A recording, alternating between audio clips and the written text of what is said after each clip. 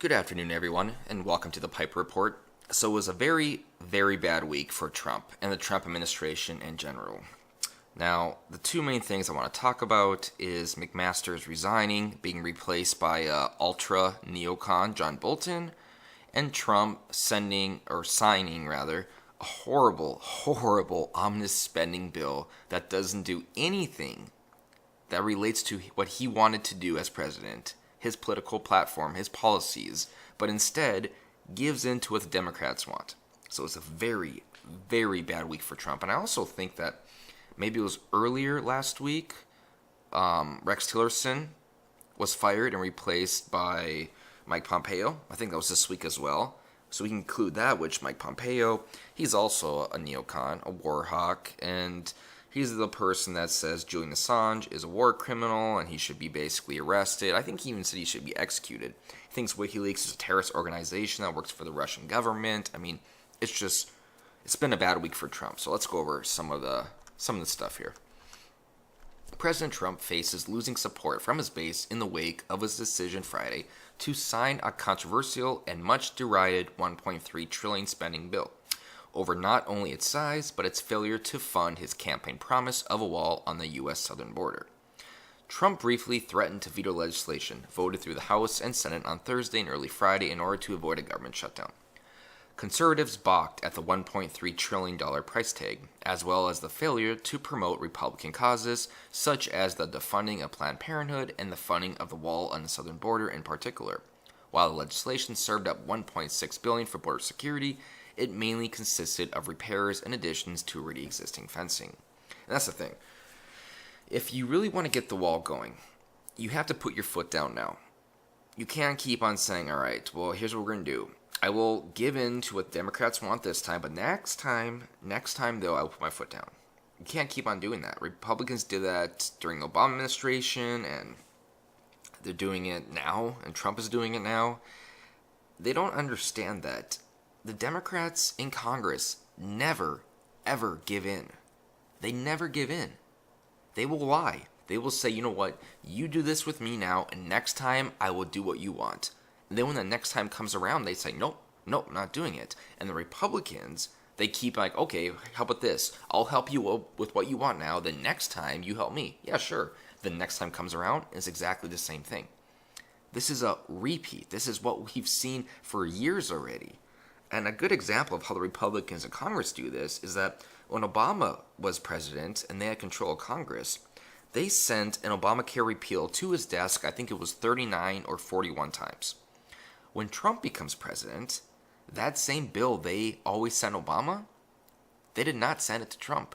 It was a completely different bill. It was Obamacare Light. They changed it.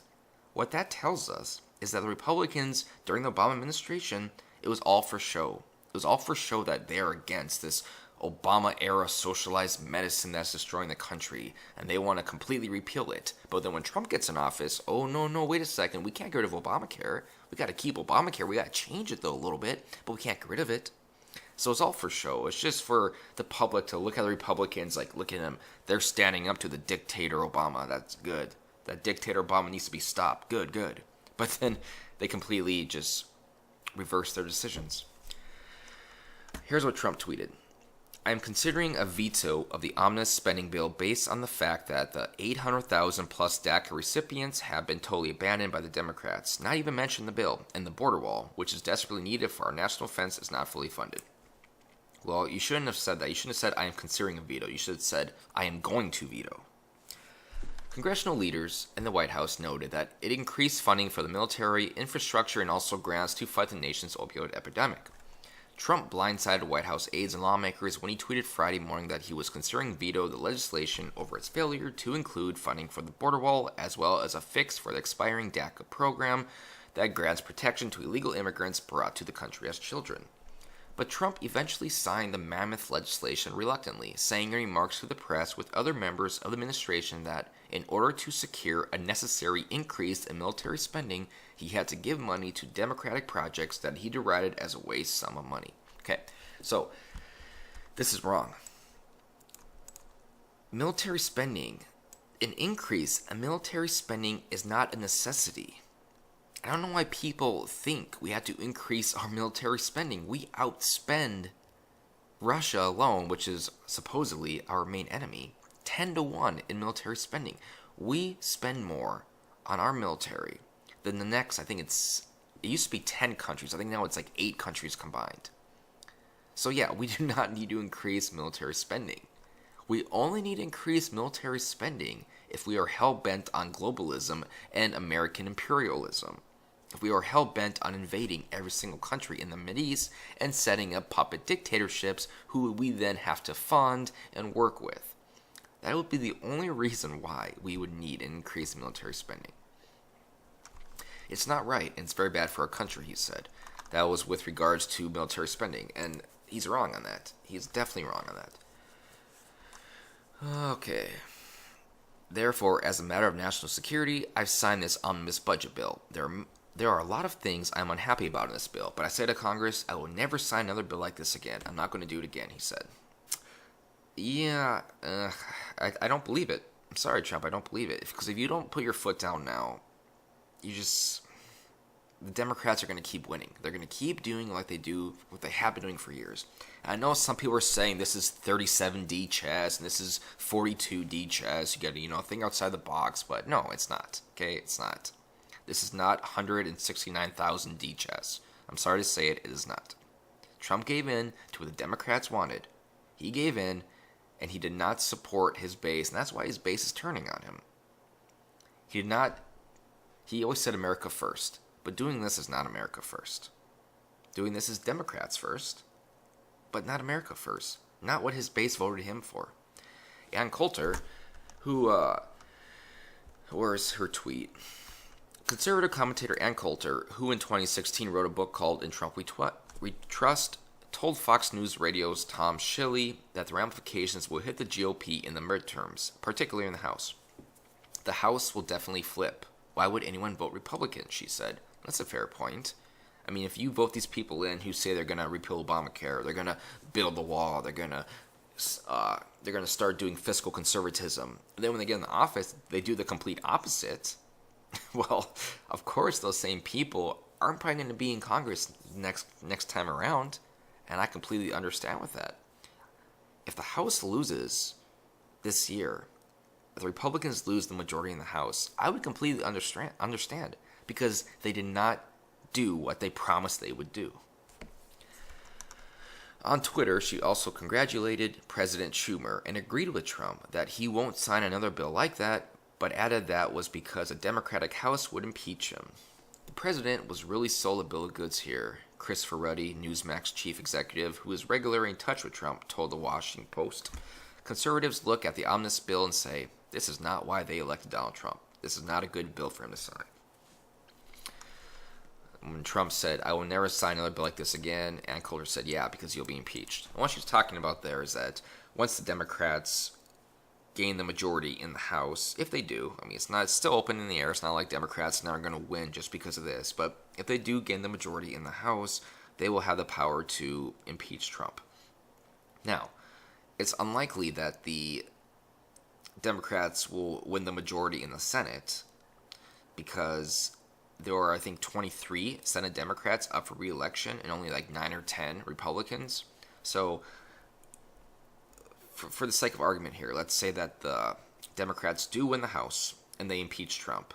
Well, either way, Trump will not be removed out of office because the investigation then would have to go to the Senate, because impeaching a president, there's 2 steps to it. You got to impeach him in the House, then the investigation goes into the Senate where they do a hearing, and then they decide if the president should be evicted, if he should be removed from office. So even if the Democrats win the House, they impeach Trump, chances are that Trump will not be removed. The Senate will still be either split 50-50 or Republicans will still have a slight majority and they will not remove Donald Trump. But either way, being impeached would not look good. Oh yeah, before I switch articles here, one thing too, I was reading some comments about this. People were saying, this is all Paul Ryan's fault. This isn't Trump's fault. Well, yes it is, because I'm not defending Paul Ryan. Yes, he is a bad Speaker of the House. And he definitely should have not worked with Democrats on this type of spending bill. But Trump could have vetoed it. Trump could have vetoed the bill, and maybe the House and the Senate would override the veto. That's possible. But either way, it would have made Trump look like he's taken a strong stance, that he wants to implement what he promised he was going to implement. So you cannot blame strictly Paul Ryan. You can blame everyone in Congress and the president, but you cannot blame one particular person. They're all at fault.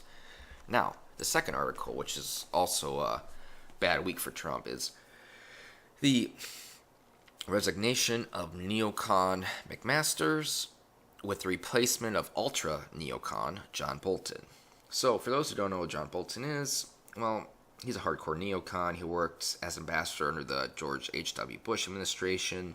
He was pro-Iraq war during the time, and he still defends the idea that it was right for America to invade Iraq. See, a lot of people, at the time, they supported the Iraq war, but later on, they realized that it was a mistake. Not John Bolton. Not John Bolton. He still believes it was the right thing to do.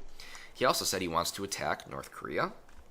He also called for bombing Iran. He's against a diplomatic relationship with Russia. He thinks Russia is the the most evil country in the world, that's trying to destroy America. He's on par with John McCain in that regards. Honestly, when I hear the name John Bolton, I think of almost like a John McCain type figure. Like, Trump just put a John McCain type figure as his national security advisor. See, John Bolton's idea of national security is that since Western imperialism is so broad and we have troops in over 120 countries, if there is anything that happens to one of those countries that we have troops in, it is a direct attack on us, attack on our national security, and thus we should respond in kind, either with military warfare or hardcore sanctions or just, rhetoric and propaganda, blah, blah, blah. So this is a very, very bad decision by Trump. Horribly bad decision by Trump. John Bolton is the worst person you could have for national security, just because John Bolton is not a nationalist. He doesn't believe in America first. He believes in America first with regards to Western imperialism. That is, he believes in globalism. America first with regards to globalism. So we should be involved in every single country's affair. We should be involved when other countries go to war. That's who John Bolton is. So he's also so it's kind of hard to tell whether he is with Israel or against Israel because, well, he's against a two-state solution, which would be, pro-Israel.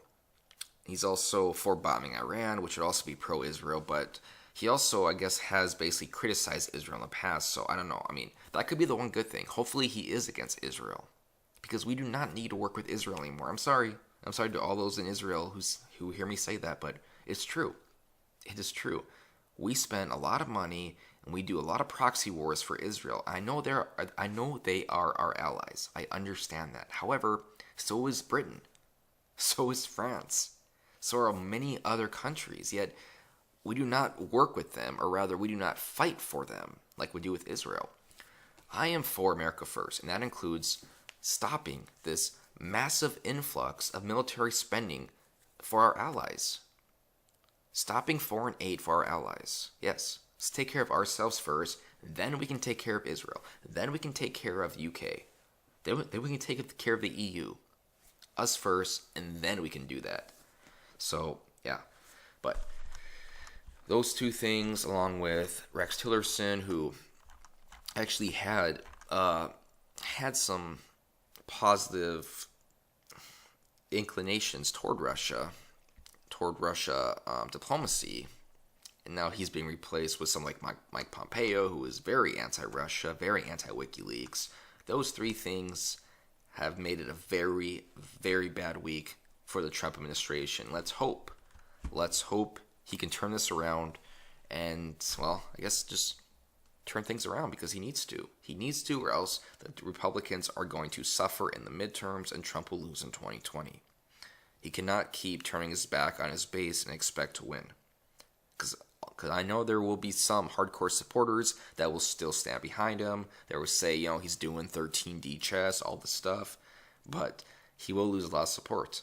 Republicans will lose Congress, and then it's only a matter of time till we see this country devolve into an area, into a situation that we've seen in Venezuela, that we see just all over the world. And we do not need that. We do not need this country to be destroyed by the inside out because we always acquiesce to what the Democrats in Congress want. Because for those who don't know, I think you can see it, but for those who don't know, the Democrats literally want to destroy the country from the inside out. They believe in illegal immigration. They believe in mass migration. And we can see from Sweden, we can see from Germany, what happens when you do that. And that's what Democrats want. And that's so far what the Republicans in office and what Trump is giving them. So, bad week for Trump. Hopefully he can turn it around because he has done some good as president. He has done some good as president, but when he does this, when he does these things, it really kind of backtracks his movement. So let's hope now he can get rid of John Bolton, which probably won't happen anytime soon, but let's hope next bill he actually does put his foot down. He does do fiscal responsibility, he does do the wall, he does do all these things that he promised his base he would do. So, yeah, we'll see in the future. And I'm done.